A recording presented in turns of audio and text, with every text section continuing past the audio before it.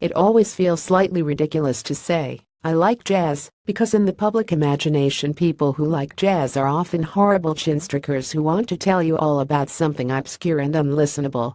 Which is fair because, in truth, some of the worst conversations I've endured were ostensibly wrapped around jazz.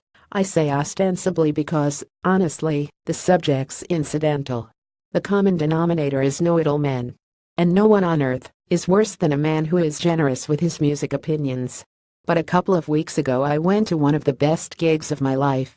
We were in the very front row, bad for stand-up comedy, ideal for live jazz in small venues, and ready for a good time, thanks to a wait in the rain and an attentive waitress.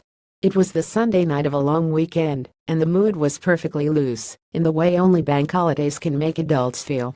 And this quintet were serious players, with more than 100 years of experience between them. There was grand history in the room. The pianist, Norman Simmons, had played for Carmen McRae and Sarah Vaughan. The trumpeter, Philip Harper, had an impish smile and sang a cheeky version of Everything Happens to Me.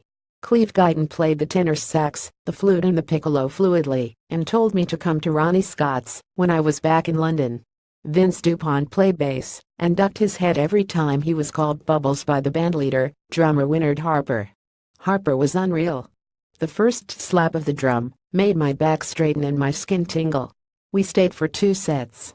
And then we went home, as Harper instructed, filled with love, peace and jazz.